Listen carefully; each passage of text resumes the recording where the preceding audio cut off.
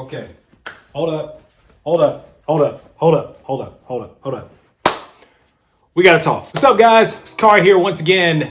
I was working on a sneaker video and then some really huge breaking news just came out that I think we need to talk about. eBay and Stadium Goods have just announced a revolutionary partnership that actually is going to eliminate the seller's fees for any sneaker $100 or over that is sold on the eBay platform. Yes, that's right. You heard me right. eBay is eliminating all fees, seller's fees for that matter, that normal 10% final value fee that we used to get charged, which actually is the reason why a lot of us went over to StockX and GOAT and started selling sneakers over there because all of their seller's fees were lower than 10%. Yeah, that eBay, they just eliminated all of those final value fees, so you get that entire 10% back. Now, obviously, this is a power move to regain a lot of those people that had abandoned the platform for StockX and GOAT. Now, this actually comes during an interesting time because eBay was already running a promotion with a promo code paired up that took $100 off of certain sneakers. So it's evident that eBay has really been doing a big push to get back into sneaker resale. And as they call themselves, and I gotta be really honest, it's true, the originators of the sneaker resale game. Before StockX, before GOAT, eBay was a place where everybody went to go sell their sneakers. And today it is still a place where a lot of people go to sell their sneakers. It's easy, it's pretty seamless. You can have an eBay store, you can do all of your shipping through eBay, and of course all of your transactions through PayPal as well. So a lot of people really didn't want to get rid of eBay, but they did just because StockX offered lower percentages and so did GOAT. Now, more interesting news is that eBay also announced a partnership with Stadium Goods that they're going to be doing a series of sneaker drops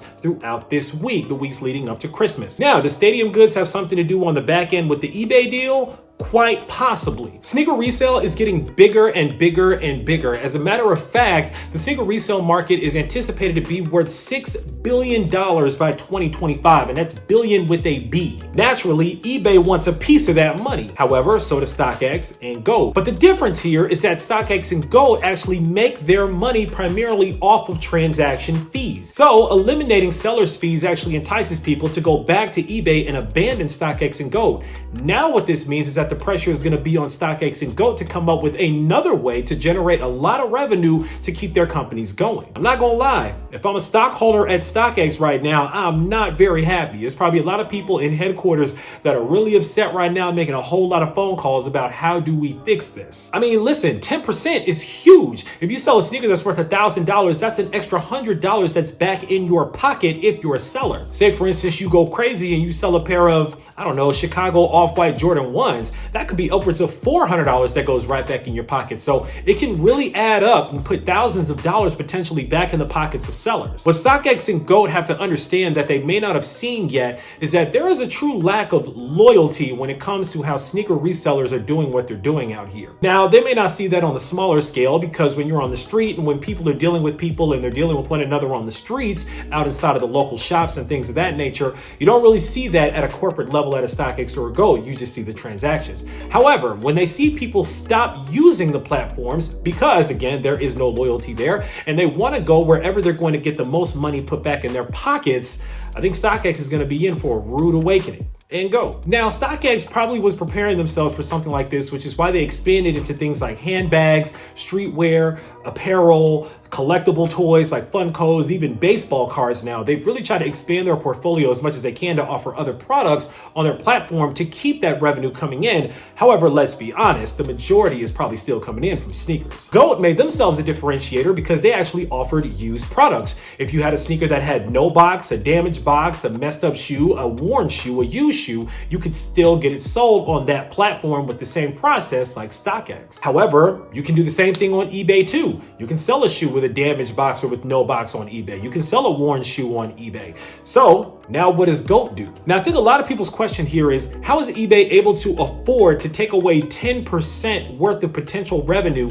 that it was getting from sneaker sales? And I'll tell you guys, I'm the sneaker conspiracy theorist, and I think I have an idea of how they're able to do that while keeping money coming in at the same time. Matter of fact, maybe it's a couple ways that they're able to do it. Number one, like I mentioned, partnerships with companies such as Stadium Goods. I think there might be a check that got written somewhere behind the scenes between Stadium Goods and eBay that allows Stadium Goods Goods to tap into the customer base that's on eBay and fully allow them to expand selling their sneakers on a global scale. Stadium Goods cuts eBay a check that's equal to the amount of money that they would be okay losing on those 10% transaction fees, maybe somewhere in the millions of dollars. And then eBay passes that savings down to its customer so that you as a reseller don't realize that the money's already been taken care of on the back end. Another theory is that there are some companies that are just willing to operate in the negative for the sake of really boosting up their consumer activity on their website again. Maybe eBay is willing to work in the red for a little bit. Maybe they're willing to take a risk and to kind of work at risk in order to get more and more people to start flooding the platform. Honestly, I think it's pretty smart because I do see that working out for them really well. eBay is worth billions of dollars. So, I mean, I think that at least in the short term, they would be able to absorb some kind of money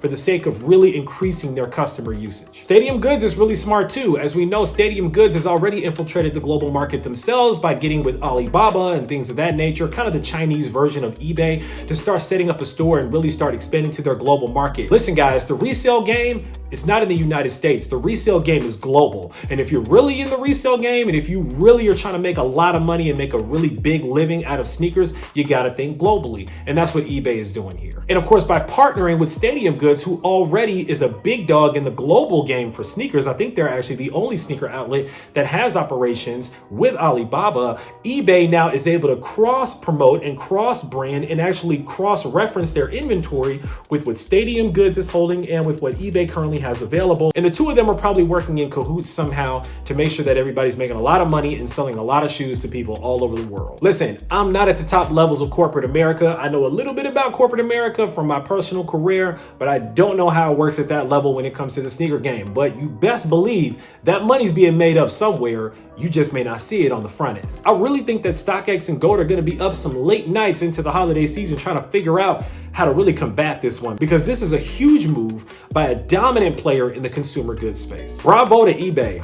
I'm impressed. I'm not even gonna lie about that. Now, there are some things about eBay that are other reasons why people got away from using the platform that we still have to be cognizant of. Not only that, but there are a couple of fine print rules that I need to tell you guys about before you dump all your shoes on eBay. Number one, the seller fees being removed is only good for men's and women's sneakers. You have to be very specific about the category that you're listing shoes in. It has to be men's athletic shoes or women's athletic shoes.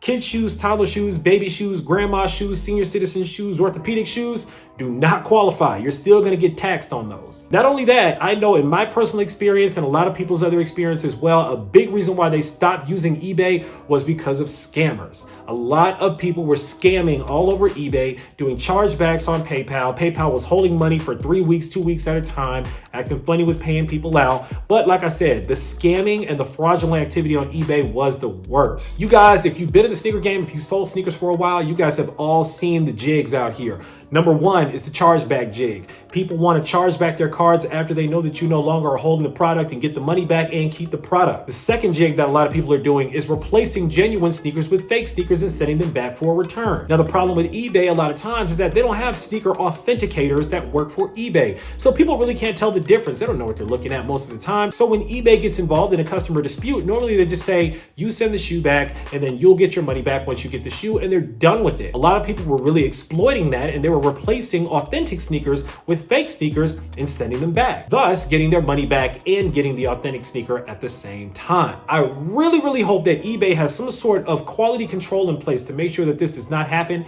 because just as soon as people are going to flood back into the site, if that mess kicks up again, people are going to go right back to StockX. So I'm interested to see what happens with this one. I think it's going to be a huge move, and again, if it's done correctly, could really change the game. But that's all that I gotta say about it, man. Let me know what you guys think about this one down in the comments below. I'm really interested to hear about your thoughts and opinions about this move with eBay and Stadium Goods and everything. I don't know what to think of it. Let me know. Of course, while you're down in the comments, make sure that you click on that subscribe button so that we can welcome you into the Sneaker Fetish family, to make sure you don't miss out on any more topics or heat that comes through, because I guarantee you guys, I got a lot more heat on the way. As always, I want to thank you guys for joining me here today on Sneaker Fetish, talking with me, dialoguing with me for a couple of minutes. I go by the name of Kari, and until next time, I'm out.